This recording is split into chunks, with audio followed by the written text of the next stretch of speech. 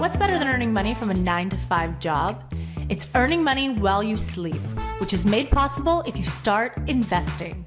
You're listening to the Real Estate Investing Demystified with your very own dynamic duo, Ava Benesocky and August Biniaz. Tune in as we discuss everything real estate, both on the passive and active sides. We feature life-changing stories of today's real estate leaders that will help build your own roadmap to success. This is a show that will lead you to a diversified portfolio, a much bigger revenue, and a next-level venture that brings you a smooth cash flow. Let's get this episode started.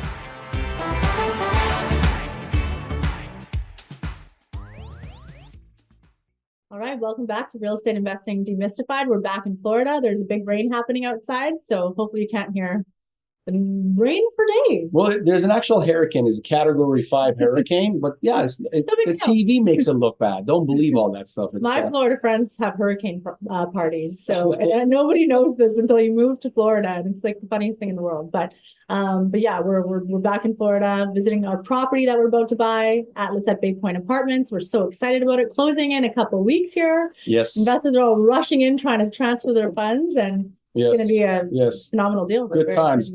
But always this concept of boots on the ground, being close to the property. We bought properties when we weren't, we could fly in. But this idea of being, in our case, we're an hour and 45 minutes away. Jumping in the truck, going up there. Yeah. It was such a peace of mind, no? Such a peace of mind. Not only that, though, investors they're flying out to visit us. Yes. And then we're able to give them a property tour, and it's just institutional investors, not retail, but we have a few institutional investors on this deal that came, and they will not invest unless they see the deal.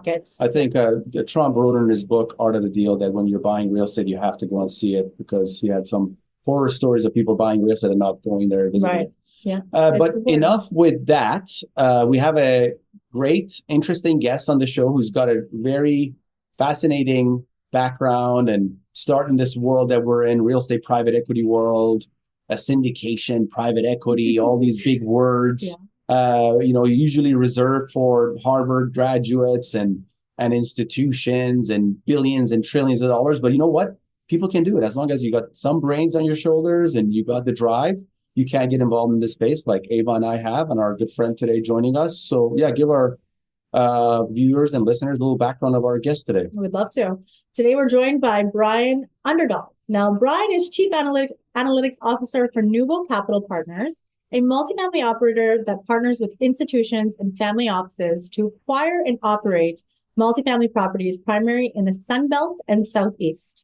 So prior to joining Nuvo, Brian was CEO of QRE Partners, a fund that invested passively in syndications and sponsors across the Sun Belt and Southeast.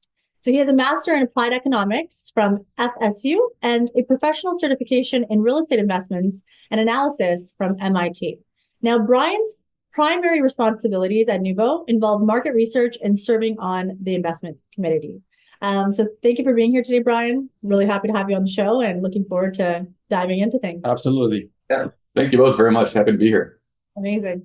Now, Brian. Yeah, before we get into that, I just want to say that kind of we bring guests on and we talk about their journey, but that kind of background that Ava gave was really touch on your background and experience. Talk to us about your journey, maybe starting from the firm you had, the QRE Partners. How did that come about? How did you find yourself managing a boutique kind of investment firm that kind of selected sponsors or people putting deals together and investing with them? Talk to us about that journey from there. Yeah, so I had always been interested in real estate, but it was more on the single family residential side. Had a couple properties and duplexes here and there. Was really in sales for my career coming out of undergrad, and decided I wanted to make a change. I was trading a lot of foreign exchange currency markets on my own time, and found myself fascinated with economics and all the things that went into where the currencies are going in relation to one another. Decided to go back to grad school, as you mentioned, for applied economics. That was in Florida State University. While I was there, I interned with a hedge fund while I was in grad school, and later worked with them. And then as time went on, we decided we wanted to get into real estate on the commercial side, and we started a multifamily real estate fund. So That's a little bit of a hedge fund background, but primarily I was interested in the real estate side of things. So the impetus for you to getting involved was that the group you were with kind of looked at CRE, and did you go separate from them and start your own firm, then investing with other groups, or the capacity was with that group only? It was actually, we started a new firm, but it was with the partners of the hedge fund. And then one other partner that came in. There were four of us together, but that was a separate fund. There was some overlap, obviously, with them being partners of the hedge fund, but it was a completely separate entity. And were you an employee or were you a partner there? For the real estate fund, I was actually the CEO there. So I was a partner, co-founder, and partner of the real estate fund. The hedge fund, just an employee. Got it. And talk to us about the business model. The business model was not to actually operate commercial real estate, but was to cherry pick sponsors or, operational real estate investment firms to partner with them. Talk to us about that dynamic and what that looks like. And is this a common strategy that investment firms utilize to then partner with somebody who is a active partner managing the property? Yeah, great question. So we all liked real estate, but we knew where our weaknesses were. Essentially, none of us had been in property management. We hadn't been in operations. We knew how to underwrite deals and vet sponsors. Basically, knew what a good investment looked like. But as far as implementing the plan, we just didn't have experience with that. So the idea was that we could use the skills that we did have, the expertise that we did have, to just find the best sponsors, vet the deals and the sponsors, and then allocate capital to those and operate more as a portfolio manager as opposed to a multifamily operator. Brian, I'm just curious, what are your top 5 points that you looked for in when you vetted a sponsor? That's a great question. Track record, type 10. Yeah. Let's just rattle some off. Maybe in no particular order here. Just track record, experience, professionalism, the quality of the underwriting model that they had put together. If they were able to basically answer all the questions that we had more or less off the top of their head, showing that they actually did understand the deal and it wasn't just going off of a model. Familiarity with the market that the property was located in. If they had other properties in that area, all of that ties back into track record, really. Yeah. And then just general understanding of the real estate markets. And now, correct me if I'm wrong here. Did you guys pick your market first and then went to go vet sponsors within the market you want to be in? Because you obviously are very good at market research. So I'm just assuming that you followed the data of what market you wanted to be in first, and then you went to go vet the strong operators within that market. That correct. So we prioritize the Sun Belt and Southeast, along with a lot of other people at that time. Right. But we had markets, obviously the closer in proximity to us, the better. As you mentioned at the beginning, if you have boots on the ground or can get to the property quickly, it's a lot easier. But yeah, it was the market first, and then the opportunity afterwards. What year was this, Brian? This would have been in 2018, 2019. Okay, right on. Great. Talk to us a bit about the equity stack on these. No, as far as the business model, I actually really love the model that these investment firms use or hedge funds to then source an operator to partner with. Believe it or not, this happens on institutional level as well. Like Canadian Pension Fund partners with Greystar to buy and build multifamily in the U.S. So this happens regularly. But in your guys' case, you raise capital from investors, I'm assuming, to then invest with these groups. But then you're cherry picking the best ones. The cream rises to the top, and you have that kind of. You're not really anchored you don't have a dog in the race. It's not an area that you're familiar with, or you have to invest in, or you have employees. You're looking for the best operator. But how about your equity? Coming back from a hedge fund is a totally different business model, totally different risk profile. Did you guys bring some investors from that space, or the strategies you have learned to raise money in the hedge fund space? Before that, can we differentiate what a hedge fund is and a real estate private equity firm? Yeah, absolutely. So as far as, continuing on the equity topic, talk to us about how that equity came, if you brought some over, if you use those strategies, but then if you can define the difference between a hedge fund and a real estate private equity firm, that would be great as well, and then get into the equity stack. Sure. So a hedge fund is thrown around and really used interchangeably a lot of times. with private equity, but they are quite different. The biggest thing is a hedge fund can really invest in just about anything. Typically, they're invested in markets and specific asset classes. Like you might have trading options or futures, oil, commodities, all those things. Hedge funds do all of that. But the idea is that they structure their investment thesis around some objective, whether that they're hedging against something else happening. So if you are concerned about a recession, you might have a hedge fund that's focused primarily on shorting different things, like a long short hedge fund.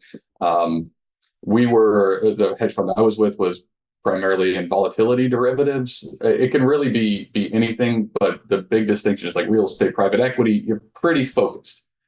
You've got one specific thing that you're going after, whether that's multifamily or all CRE. But it's really the strategies that hedge funds use are just very wide. There's a lot of things qualify as a hedge fund, basically. Got it. That makes sense. Yep. So now get to my question about the equity stack. How did you guys raise the capital for your deals? If investors would come over from your past funds, and was there crossover, cross-pollination, or was it a total different strategy? Yeah, it was actually a completely separate bucket of capital that we were going from the hedge fund, and that was mainly because the hedge fund had its own strategy. The investors in the hedge fund had a very different mentality than a real estate investor would, and the hedge fund had very specific goals and mandates. As far as the capital for real estate, it could come from anywhere: high net worth individuals, maybe some crossover from somebody that you knew at a family office beforehand that you could reach out to that wasn't interested in the hedge fund strategy but maybe interested in real estate. It was and this QRE was a smaller fund, by the way.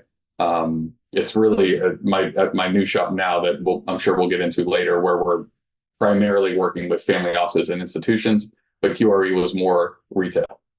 Got it. That makes sense. So yeah, go ahead and transition from there. How did Nuvo come about, and what was the transition like? So Nuvo came about, we've been in operation just over a year, so it's a fairly new umbrella. Went straight from QRE to Nuvo. My partner here, one of my partners here, was actually with a shop out of Miami while I was with the QRE, and he was one of about 3 groups that we wanted to invest with. So knew him very well, knew his underwriting, was very comfortable, and we like each other, which is important. He decided to go out on his own, and at the same time, we were seeing at my old shop what we thought was going to be kind of a wave of distress coming into multifamily. Not to paint it with a broad brush, but there were going to be some distress pockets. And so we kind of set up Nuvo to insert ourselves to basically provide a solution for the distress that we saw coming. Specifically, we wanted to provide rescue capital for deals that needed additional capital to execute the business plan. Got it. Okay, interesting. And where are you guys at now? Did you utilize like syndication model, fund model? Have you rescued some groups? Have you allocated capital? Where you guys are at? Yeah, great question. So the past year we've spent just building out our equity relationships. We have seen opportunities. We've tried to get involved in opportunities. It's been very difficult to make some of them pencil right now. So we raised a fund at the beginning to fund operations for indefinitely. I won't give you the exact, for a few years, because we didn't know exactly when the opportunities that we were waiting for or looking for were going to come. So we raised a fund with groups that just wanted to invest in the entity Nuvo. So they're investors in everything that Nuvo does going forward, very similar to like a VC startup model. They're invested in our company. And then we raise like seed, pre-seed type of things you see with a lot of startups. And that's what a conversation I always have, is that a lot of times these investment firms they either go from the bottom and they start from buying fourplexes and go, or is generational being passed down, or somebody comes in and raises a bunch of money to be able to build a company. Build a company. And one of them is your good friend with Realty Mogul, is they raised a bunch of money to start Realty Mogul, and then take that money and so they have two types of investors: investors who invest to build the company, and investors who invest in the actual company's assets. But keep going, Brian. My bad. Yeah, no, that's exactly right. So we have investors that basically believe in Nuvo and the partners that want to be a part of what we're doing. And then the other investors are the property level investors, and those are what we've spent the last year building out. So family offices and institutions, typically just one LP or one family office would invest in any property that we acquire. So we're not syndicating. Sometimes the family offices are syndicating themselves, which gets a little complicated, but we just have one LP for each deal. Well, and is the model still to partner with a sponsor, or it is obviously if it's rescue capital, obviously, but do you also do joint ventures? Do you do pref equity? What how do you come in? Opportunistic kind of looking at anything that makes sense?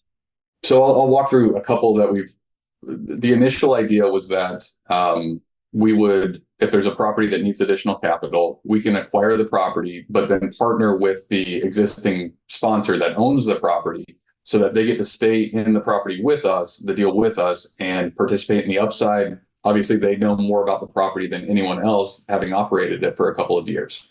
So that's the idea. And then any residual equity that was left in the deal after we buy it could get rolled over into the new entity that holds the property and basically participate in the upside that way. So the idea is to give a disproportionate share of that residual equity to the original investors or the owners of the property so that they can recoup any lost capital from cap rate expansion or something like that. Whatever. Only after you hit your targeted IRR, then they participate, right? Obviously, first and foremost is you and your investors. So after they hit the investor IRR, but they're in the same position that Nuvo is in. So if our investors need an 8 pref and they have a hurdle at 12 and 15, whatever it may be, they're basically the seller is just participating in like a sponsor. So they get to promote, the carry, whatever, just like Nuvo does. So we don't set our own hurdle, but our investors, just like any given deal, even if you syndicate it, there's probably a preferred hurdle or something like that in there. Got it. So you guys are both, you and the sponsor are both subordinate to your common equity. Sorry, you, the sponsor, and the sponsor's LPs are subordinate to the basically rescue capital, and then it gets divided pro rata between all three of you, kind of thing. Yeah, that's right. Just like if you were structuring something with a co-GP, it's very similar to that. Got it. Right. And let's talk about you said a comment. You said a lot of deals aren't penciling out right now. Let's dive a little bit deeper into that. I mean, we syndicate our deals, and last year, a lot of deals weren't penciling out. They weren't hitting the required return that we feel like we should provide our investors, which is around that 20% or above. I mean, everything was penciling out because sellers' expectations were way up here, buyers were way down here. There was a big gap, and then interest rates increased, and just everything that was happening. We were getting, every week we sit down, go over all the deals that hit the market, and it was hitting 12%, 11%, like nothing was penciling out. But for you, talk to us a little bit about. One thing I could add there is that while we're in that environment where deals are not penciling out because we're just not getting the economics we need for our LPs, there were other groups that would buy some of these deals. And we're like, how is that possible? How are you advertising 20% average annualized returns when we underwrote this deal every way possible? And we're going to get into that with Brian about underwriting and what institutions and family offices really look for in underwriting, because that is really what makes or breaks a deal. I mean, anybody can make underwriting a numbers, 22% average annualized returns, but really, how did you get that? And we'll get into that. Financially engineered deals. Exactly. Or just simply not knowing, unsophisticated people trying to take down, trying to syndicate deals, which we've seen a lot of them last year. But let's talk about deals not penciling out where you would come in as rescue capital. That's obviously a little different than what we were experiencing. Yeah, it is different, but I would say that we still underwrite the deal as if we were acquiring the deal outright. So whether we're doing pref equity or the structure that I just described, you still have to start with underwriting the deal and would I invest in this deal today? And so then you step back from that, and it really depends on how the deal can be structured, I guess you could say. So is there enough in there where you can get the first 15% of the pref? You being Nuvo or our investors. So if we were trying to set some hurdle, can the deal even support a 15 pref or an 18 pref or whatever it might be? Because a lot of times that pref requirement puts the deal in a worse position. Like now you're stacking more debt essentially on top of the deal, which may already be struggling to cover its senior debt. And other things that kind of have been a challenge is if there's already a pref piece to the deal, you can't just come in as pref on top of the pref, if that makes sense. And so now you've got the senior debt that you're subordinate to, then the original pref, and then you're trying to put new pref on it. And so that's what's made it tricky to get deals to pencil. It's unfortunately a lot of the deals we've looked at are worth essentially the loan balance on it, because if you had 80% loan to value 2 years ago and cap rates have expanded 2%, you're already worth less than the loan balance. Yeah, our deal that we're acquiring right now, we're doing a 55% LTV fixed agency, interest only for 5 years, like pretty much everything across the board to safeguard investor capital. But I wanted to talk about pref equity, because just we're on the topic. Can you explain what is pref equity? Is it like a high octane debt? And should LPs be concerned if they're going into a deal and they see pref equity on the deal? Like, let's talk about that a little bit. Yeah, the idea behind pref equity as compared to common is that pref equity is less risky because it's getting paid before the common equity gets paid. But with that lower risk, there's usually a cap to the amount of return that you can get as preferred equity. Not always, but a lot of times it's, hey, I want my 12 pref or 15 pref or 18% pref, and that's it. So it's almost like debt risk, but equity like returns is the idea. So you're getting a higher return than if you provided debt, but there's more risk than debt because there's debt in front of you that gets paid before the pref does. So it's kind of like right in the middle of the capital stack. So the debt gets paid first, then pref equity gets paid, and then everything else trickles down to the common equity. But keep in mind, as to add on to what Brian is saying, is also for pref equity, there is no upside, whereas common equity, you're set at that 12%, for example. They have upside. Yeah. But if the deal goes the other way, and it doesn't perform as projected, then the common equity is kind of in a bad situation there, because they get last proof. That's right. So if you think of it as like a stack of senior debt, pref, and then common, if there are any losses, the common takes those losses first, then the pref, then the senior. Yeah. Great. Okay. Makes sense. So let's keep going here.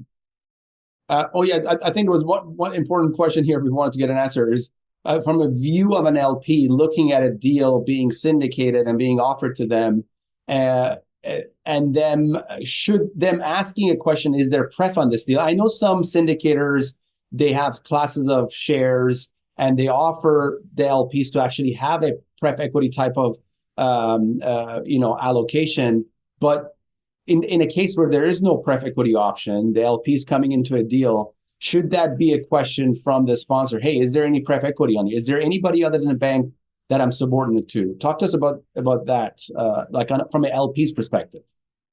Yeah, that's pretty important question to ask. I would definitely recommend everyone knowing exactly how the capital stack works before they invest. I can tell you, like our LPs would not be interested in getting involved in a deal where there was pref ahead of them. They would prefer to be the pref if there was anyone else.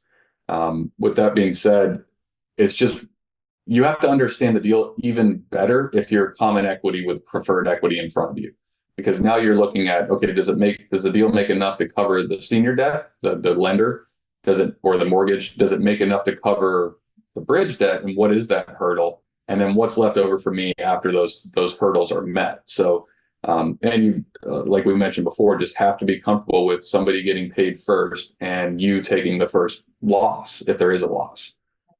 So critical to understand if there's preferred. If I was an LP myself, that would be very important. What if you were an LP and the pref equity option was offered to you, but you obviously wanted upside?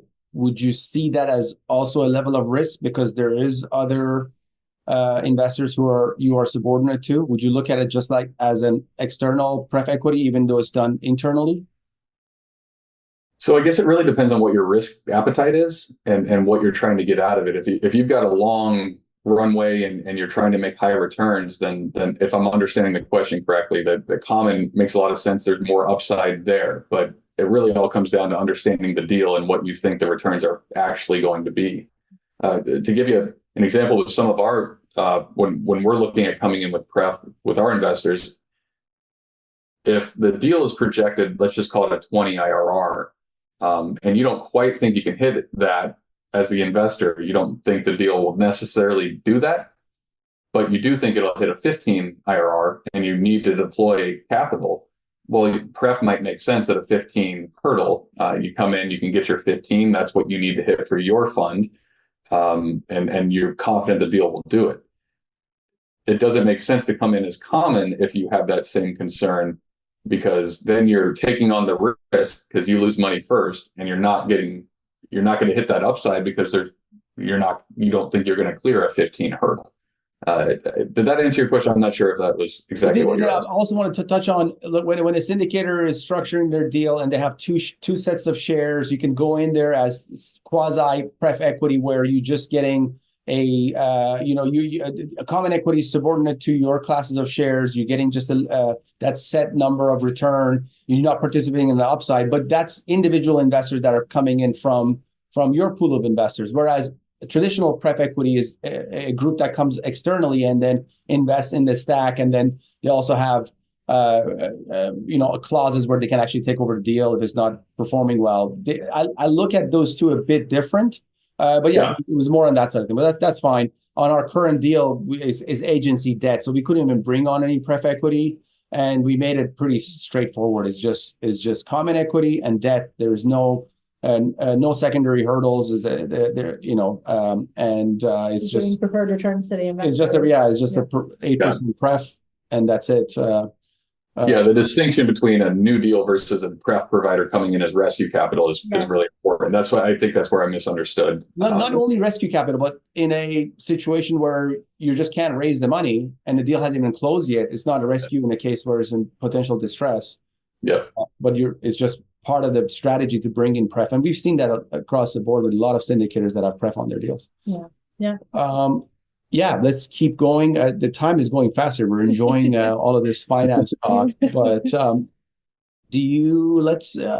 maybe we can bypass. Do you want to touch on this? I want to touch on this real quick. Yeah, I wanted to touch on underwriting deals, right? So certain people, obviously retail accredited investors who are doctors, lawyers, accountants, they're not too familiar with underwriting. So I have to be honest, they don't ask a whole lot of questions. They're trusting us as the real estate professionals to know what we're doing. And some people are numbers people, the other people are not, but they're really trusting in us. With you, your family offices and your institutions that you work with, talk to us about some key components in the underwriting that they are hyper-focused on. Okay, so for example, when I'm giving just advice out to retail accredited investors, I always say two things. I say, ask the sponsor what their rent growth assumptions are and what their exit cap assumptions are. That's what I say to them. Not to confuse things. I quickly kind of talk to them about that. I say those are two very kind of key things that can really change the numbers, and get them to show you some proof and ask them about that. Here's our rule of thumb. See if they kind of use the same rule of thumb, because people really appreciate and have trust in our underwriting because we're very conservative and they love how we do the numbers. But that's kind of our reputation. But talk to us about the numbers that. Yeah, and what we've done here is step above that. We've actually got our director of acquisitions, who's also on our top analyst, to do a video on all of his assumptions on the deal. An hour-long video. An hour-long video, and have it available to all the LPs to view. And they've really loved it. They really enjoyed it. And be transparent. We haven't really seen that in the space. Especially for retail, maybe for institutional we have. So that's what we did above and beyond, but keep going. A lot of sponsors, they don't really open up behind the curtains and say, hey, let me talk to you how I got these numbers. So let me break it down for you in the most simplified way as possible. But really curious to know what those top priority numbers are for your firm. Yeah, sure.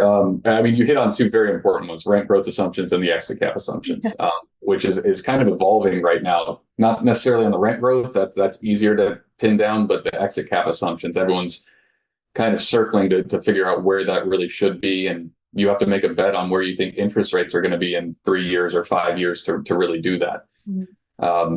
The other things that we looked at are yield on cost. Explain that. Why is where interest rates are going to be at exit matter to what you made it seem like as interest rates go up and down, that could also affect your, which I know that's what you mean, but I want to, I want people who don't understand it. What is a fluctuation in interest rates at exit have a correlation to your exit cap? Maybe explain that. Yeah, so if we take like a benchmark rate, like the 10-year treasury or something like that, that's basically considered a risk-free return. Whether or not it's truly, that's a whole different story, but that's what we tend to use as a risk-free return. So if I give you $1,000, I'm going to get paid 5% over the next 10 years every year. So if you use that kind of as your benchmark there, that's a starting point anyways. As far as the exit cap assumption, it's typically tied with some spread over whatever the risk-free rate is. So if we call it the 10-year, if I can make, you want, our investors typically want about 150 basis points over that. And so that's the risk premium that you're taking for investing in something that isn't risk-free. There's risk in this investment. So Brian, you take the 10-year treasury today and you'd add 150 basis points. No, I think you assume it as exit where it's going to be. Can't be today, can it? Well, you take it today and you'd add 150 basis points to it, and is that what you would do? Yeah, and that's a rule of thumb. So like if standard deal, let's just say it's a 90s deal in a good market, but we're looking at like a 6.5 cap right now on the exit. Right. You can also use that going in to explain, well, I don't want to get into the leverage side of things, but so that's why it's tied. So as the interest rates go up, the exit cap rate needs to go up along with it because there needs to be some spread there for taking on the risk. Yeah. So that's why it's important to know, or you're guessing where interest rates are going to be, and you use that to kind of back into what you think your exit cap will be. Got it. The other piece of the exit cap is the price per door, which it's really closely correlated or tied into it, but I don't see that used quite as often. So they may think they're being conservative by saying, oh, we're going to exit at a 6 cap, 7 cap, whatever it may be. But what is the price per unit that you're selling at in 5 years? Are you taking a 70s vintage deal and saying you're going to sell it for $250,000 a door in 5 years? That's not realistic, even if you're at a 7 cap. And we've seen that we've gotten pushback ourselves from our investors, and now we look at that very closely to what is the price per door on exit, and is it reasonable? And sometimes that makes the exit cap even higher than you would think it should be. You might be underwriting to an 8 exit cap, which seems very high, but it's because you've got to keep the price per door reasonable. Got it. A simplified way of me looking at where interest rates are going to be, or assuming where interest rates are going to be at exit relative to what your exit cap is going to be, is also where the market is going to be at. So if interest rates are low, the market is going to be good. The people are going to pay more for your deal. There's more meat on the bones. If interest rates are high, they're going to be paying less. So that's kind of how I see cap rates being pinged to interest rates, which has been somewhat historically. But great. No, we appreciate that. All right. So let's switch the conversation a bit before getting to the next segment of our show. We want to spend some time on this. Yeah. And we want to take a little step back in history, and then come back and then get you to kind of walk us through. So let's start with 2019, right? It aligns with when you changed positions as well and started a new venture. But it's 2019. It's been approximately 6-7 years since GFC, not actual GFC, but since recovery from GFC, and market starts moving upwards, and we go on this straight bull run for 6-7 years, where it doesn't matter, you could be blind and still making money in commercial real estate. So it's coming to the end of it in 2019. There is some, some economists call this mania phase of the market, expansion or hyper, you call it expansion, I guess, expansion, hyper supply. And as people are within this time frame, figuring things out and saying, hey, these are unrealistic cap rates, people are buying deals at unrealistic prices, they're buying things at, and then all of a sudden COVID hits sometime soon after that. Walk us through what you saw happening in the markets. Walk us through what you saw happening in real estate. Walk us through some predictions you made that you were totally right or wrong on, and then bring us to today, and then give us some predictions for the future. Yeah, like bring out your crystal ball. Yeah. So let's see. To this story, we were 1 week away from closing on a great deal. And COVID, shutdowns, all of that. We backed out of the deal. Hindsight's 2020. We thought the world was going to end. That we couldn't see how people were going to be able to pay rent. We had other properties that we were underwriting that we were putting offers out on. We just walked away from all of it. And, those would have been really, really good performing deals. So we missed out on that, but we were overly conservative. We were newer and didn't want to take that risk of, tying up in deals when we don't know what the future holds. It's hard to put yourself back in that position, but I feel like a lot of folks, including us, didn't know what was coming.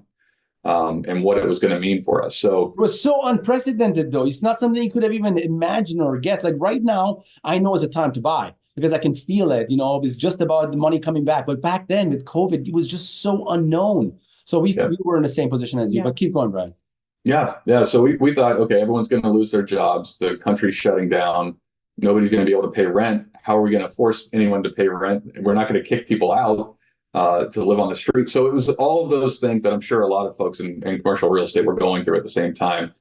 So we sat on the sidelines for most of the heart of COVID, if you will, call it probably about 8 to 14 months, where it was just like, especially the first 6 months, we weren't even underwriting deals at that point. And unfortunately, there was the hedge fund that was kind of supporting operations for us at that point. But so the real estate really took a pause. Then we started underwriting again. Of course, we weren't anticipating the crazy run up in valuations and prices that were going to happen immediately coming out of COVID. So we missed out on some of that run for sure. We did invest in a couple of deals.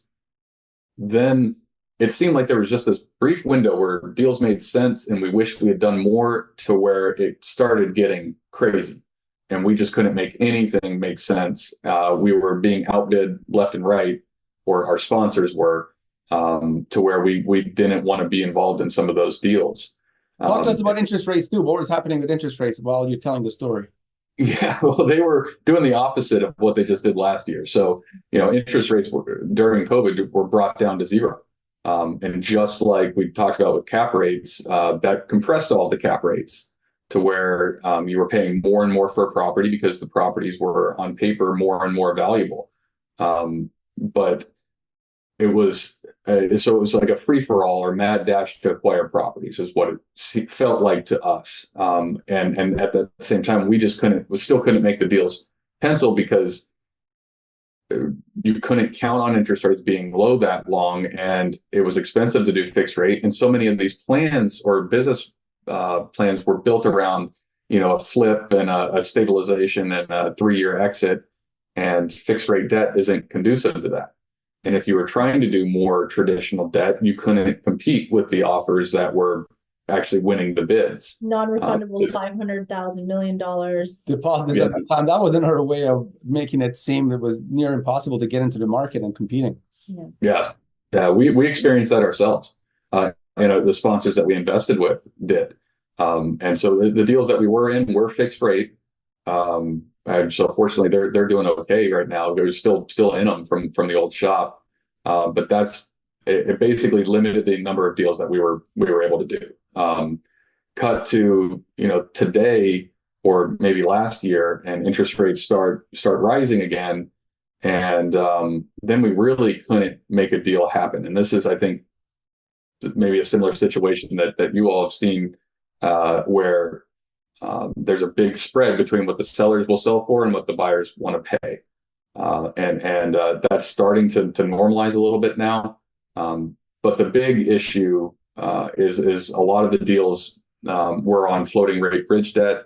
And so as interest rates started rising, the mortgage payments started increasing for those deals. And it's, in some cases, tripled what they were paying for debt. And as interest rates were rising and cap rates were following interest rates and expanding, the properties were becoming worth less, but the debt service was increasing. So it's just not a great situation.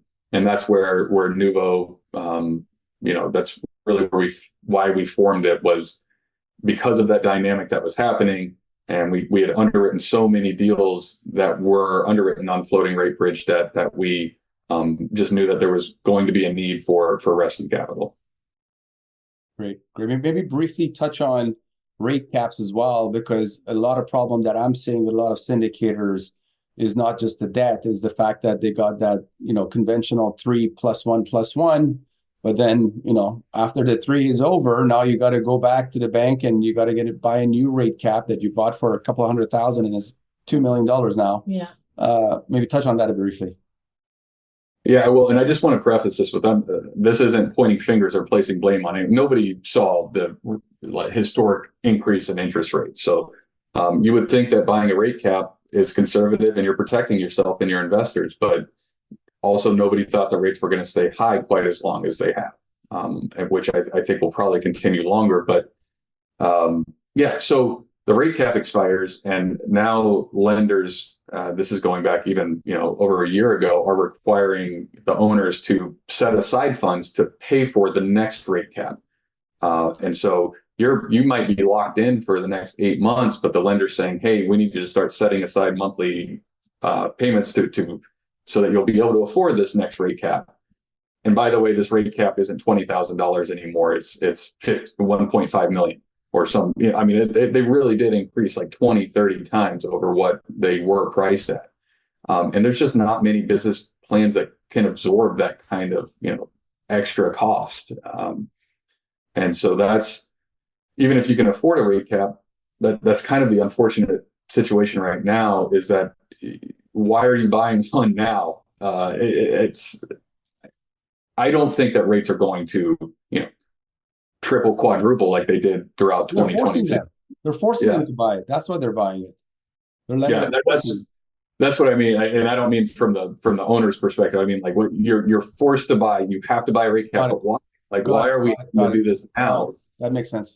And so it's really lenders are putting owners in a bad situation because they're trying to cover their own risk. Yes. And it doesn't make a lot of logical sense to buy a rate cap at that price when the chances of you needing it are lower than they've ever been. Yeah. Arbor. Sorry, guys, I had to cough a little bit. All right. So let's last quick question before we get into the next segment of our show. Commercial real estate, particularly multifamily, the market cycle is a 12-hour clock. 12 o'clock being top of the market, 6 o'clock being the bottom of the market. Obviously, you don't want to buy at 12. You definitely want to buy as close as you can to 6. What time is it today? So 12 is the top, 6 is the bottom. I'd say we're somewhere between 3:30 and 4:30. So I feel like we are getting there, but there's still a lot of sellers that haven't sold because they're not being forced to. There's still a lot of loan modifications being worked out. There's extend and pretend, if you will, happening on all fronts, the lenders included. And so I feel like that's delaying what could have happened in like a year. It's going to take 2.5, 3 years to actually play out. So we're comfortable buying right now on properties with good fundamentals and markets that we like. But we do think that we're not timing the bottom here. We think that there's still a ways to go, and properties that are going to be forced to sell or forced to restructure. And so I think that's probably my bet, is that we're about 3/4 of the way, 2/3 of the way to the bottom. I think there's still lots of distress to come. Yeah. All right. All right, great. Let's get to the next segment. Thank you so much for your wisdom and knowledge. Really appreciate that. Appreciate it, Brian. Next segment of our show, it's called the 10 Championship Rounds to Financial Freedom. Are you ready, Brian? I'm ready. Let's do it. All right, here we go. First question. Who's been the most influential person in your life? That's a good question. Most influential. I think I'd actually have to say one of my old partners. He's, I think, a genius. But he pushed me, I think maybe without even knowing it, to just learn more, because I honestly couldn't even have a conversation with him without reading more. It's like, Yeah. it's, you know, he was running a hedge fund. He seemed to know everything about everything. Any conversation I got into with him, he already knew what I was talking about and knew more than I did. And so, yeah, I would definitely say his name's Brian also, by the way. But that was right around the time I was in grad school. I was interning with them, and it kind of set me on a different path I realized how little I actually knew. Even though to that point I was probably a little too confident in my own knowledge. Great. Amazing. All right, next question. What's the number one book you'd recommend? Number one book. Steve Schwartzman, the BlackRock CEO, he's got I think it's called Whatever It Takes. Blackstone. What did I say? BlackRock? Yeah, but BlackRock is a his partner. They used to work for Blackstone, and then they tried to come up with this idea for him to fund it. He said no. They went and started BlackRock. They're more money manager. Sorry, when I started BlackRock, yeah, they're more money managers, whereas Blackstone is kind of asset managers. They actually own the firm they buy or the real estate they buy, but BlackRock is more kind of money managers. They invest in equities and other types of investments. And what's that book called? Whatever It Takes, and it's about him basically starting Blackstone. And you know, there's a bit of his prehistory before Blackstone, but what was really fascinating about it is that they were very successful in mergers and acquisitions, him and his partner, and then they decided to go out on their own, and it took them a year to even get their first investor. They couldn't get anyone to actually believe in them when they used to be kind of titans of the industry. So it's a good story about just Brian, resilience. They raised $1 billion fund on their first fund after leaving one of the banks as just being one of the guys who was doing M&As and leverage buyouts. It was mainly leverage buyouts. There are other couple of great books about it, which is King of Capital and Barbarians at the Gate, that also talks about kind of coming up between them and KKR and other groups as well. But yeah, I have that book. Great book. Let's keep going. Okay, next question, Brian. If you had the opportunity to travel back in time, what advice would you give your younger self? That's a good one. I think I would have probably told myself to read more. It's something I'm trying to do now. Again, it's one of those things where I didn't know what I didn't know growing up, and then being pushed to learn more and push yourself to understand things just really set, you know, I wish I was doing that sooner. Great answer. You can never read too much and continue your learning journey. All right, next question. What is the best investment you've ever made? I guess we'll see. We'll see how some of these play out. Yeah. This is probably not exactly what you were looking for, but my education. I quit what I was doing, you know, paid for grad school. It set me on the path that I'm on now. I wouldn't have met my old partners. I wouldn't have gotten into commercial real estate. I wouldn't have gotten into economics. All the things that I love now about my life, I wouldn't have had. It seems like a simple thing. I just went back to school. But that's probably it. So I guess in short, investing in myself. Yes, it's a common answer we get, actually. Yeah, love it. Okay, Brian, what's the worst investment you've ever made, and what lessons did you learn from it? I invested in a juice bar. Okay. This would have been about to a gym or not? Nope. Standalone juice bar where you have fresh produce that comes in every day, and if you don't sell it in 2 days, it's bad, and your overhead is crazy. And yeah, that was probably the biggest one. I as far as what I learned from it, I'm not investing in anything that has perishable items anymore. Yeah. That's a tough business, and you really have to be an expert to manage that supply chain. I also not a huge fan of having, you know, multiple part-time employees. It was a tough business. You're dealing with a lot more than just, you know, looking at numbers and that sort of thing. Lost money. Yeah. Never looked at a juice bar like that before. Well, at least you got to enjoy the juice while you had it. You know, I was remote, so I didn't even get to have any of it. Oh, all right, Brian. Next question is: how much would you need in the bank to retire today? What's your number? My number for me, my family, to make it all the way out. Oof. I think I would probably say about 10 million. I would be very happy with 10 million. Common answer. Could invest passively, have enough income to carry me through and grow it. Yeah, Nice. off the passive income. All right. Okay. If you could have dinner with someone dead or alive, who would it be? I think Alexander Hamilton would be pretty cool. I don't know if you've read any of his stuff, but just the way that they looked at monetary policy and debt and the government in general, would love to talk with him for a little while. Yeah, well, we have a finance guy. Obviously, he's going to talk another finance guy to meet. So, all right.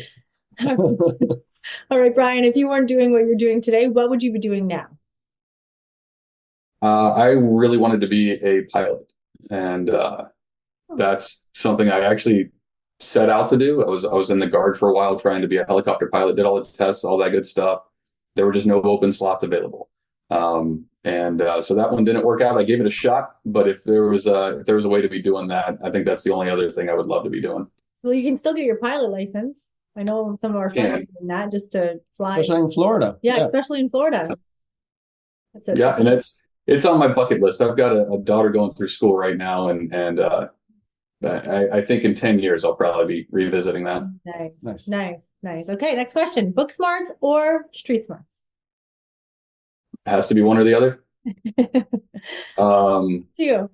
I think that street smarts are probably more important. I know that might seem contrary to what I've been saying with books and grad school, but common sense and just knowing what's going on in the world seems pretty darn important.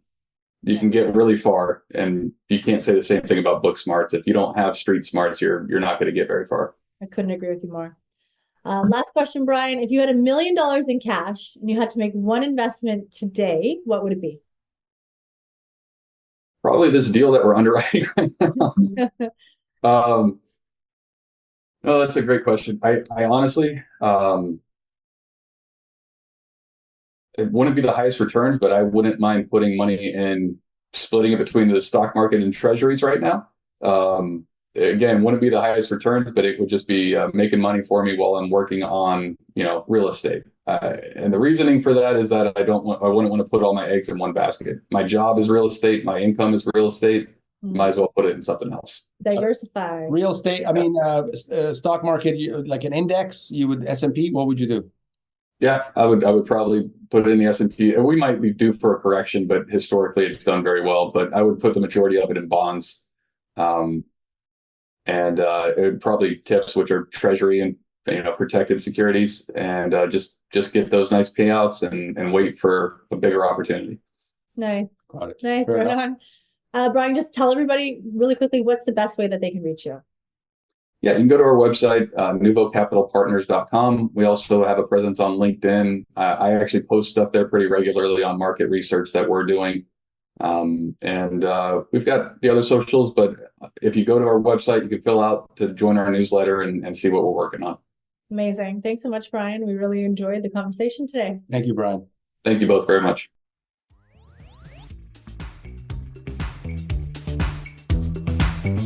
Thank you for joining us for this episode. We hope this conversation enlightened you on how to win big in this highly profitable and risk-averse space. Get on your feet and embrace this world that offers so many opportunities just waiting for you out there. Continue your journey to becoming a savvy real estate expert by subscribing to the show at cpicapital.ca. Don't forget to leave a positive rating and share with your friends. See you on the next one.